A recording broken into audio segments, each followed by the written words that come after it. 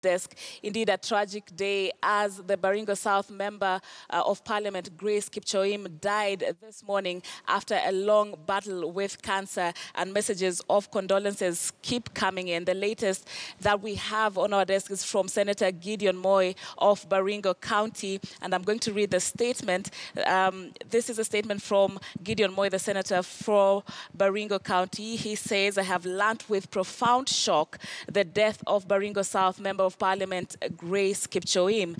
Grace, as a leader, had the nerve of steel, always fighting for her people fearlessly to address the issue of insecurity, which over the years has troubled her people.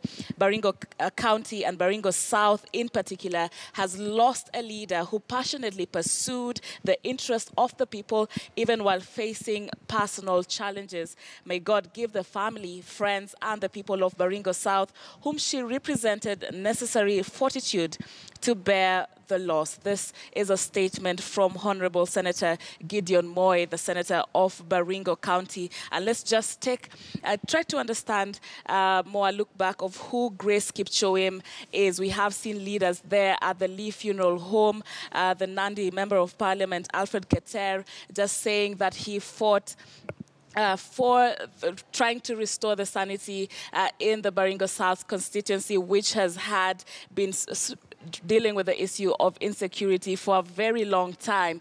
And Grace Kipchoim died at the age of 56 years and was serving her second term representing the Baringo South constituency. So from 2013 to 2018, she represented the Baringo South constituency in the National Assembly, was serving her second term. She was a former accountant at the KMTC in Homa Bay, and she lost her husband in 1998 when she was widowed. And Grace Kipchoim died having a battle for a long time with cancer. And you'd remember even during the campaigns for the 2017 general election, she didn't really do much of campaigning as she was ill, even did not get to cast her vote, but still was elected and even got to be sworn in from a hospital bed. Many leaders just remembering her as a woman who really fought for her constituents, especially in terms of restoring security. And a report by the National Government Constituencies Development Fund Board from 2016 and 2017 ranked Baringo South constituency as number 15 out of 290 constituencies in terms of proper funds management. These are some of the track record that say is what really got her to be re-elected, even despite her illness.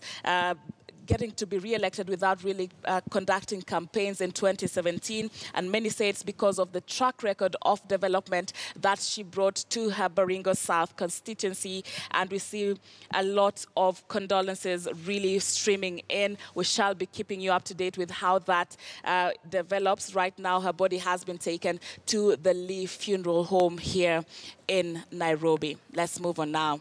And former Prime Minister Raila Odinga is currently meeting former President Mwai Kibaki at his Muthaiga home. This is the latest in a series of high-profile meetings that the opposition chief is having since the much talked about handshake with President Uhuru Kenyatta on the steps of Harambee House. Our senior political reporter, Duncan Khaemba, is currently in Muthaiga and joins us live with the details. Good afternoon to you, Duncan Khaemba. What can you tell us regarding what we can expect from this? Of course, coming from that handshake that we saw with the President Uhuru Kenyatta, from that courtesy visit to former President Daniel Moi. What can we expect, Duncan? Indeed, Sharon, it is another Friday. It's another surprise meeting, another political surprise meeting that is taking place here at retired President Mwai Kibaki's residence in Muthaiga. The meeting that began by Nairobi Governor Gideon Mbuvi Sonko paying or visiting Raila Odinga at his Capitol Hill office before they drove here. And we are staking out. We do understand the meeting could be coming to an end in a short while because it started shortly after midday, and therefore we are not sure what exactly there could be the details. But just in terms of to bring you up to speed on who is inside the Muthaiga meeting, we do understand, of course, the host, retired President Mwai Kibaki. Raila Odinga's delegation has Kisumu Governor Professor Peter Anyang' Nyong'o, and then we have Laikipia Governor Nderito Muridhi, who is retired President Kibaki's nephew. We don't understand. We don't know why he is in that meeting, in what capacity, but we know he is Laikipia Governor, and secondly, he's a nephew to retired President Mwai Kibaki. So Nderito Muridhi is there, and then we have Nairobi Governor Mike Sonko. Not so sure what his role perhaps is there. We don't know whether he's the host governor. This is Nairobi County. Then we also have the head of civil service, Joseph Kinyua, and the cabinet official, Karogo, that is in there. So we do have Mwai Kibaki, we have Raila Odinga, Nderito Muridhi, Anyang' Nyong'o, Mike Sonko, Joseph Kinyua, the head of civil service, Stephen Kirogo from the cabinet, Raila Odinga's legal person or advocate or lawyer, Paul Mwangi, and President Kibaki's son, Jimmy. So those are the 9 individuals that are here at the Muthaiga meeting, and we'll be waiting to see if we'll be lucky to get a brief from the leaders that are in, although we are outside the home, so we are not so sure whether we'll be called inside or ours will just be to get the convoy as they leave the compound that is right on my right. That is retired President Mwai Kibaki's home here at Muthaiga.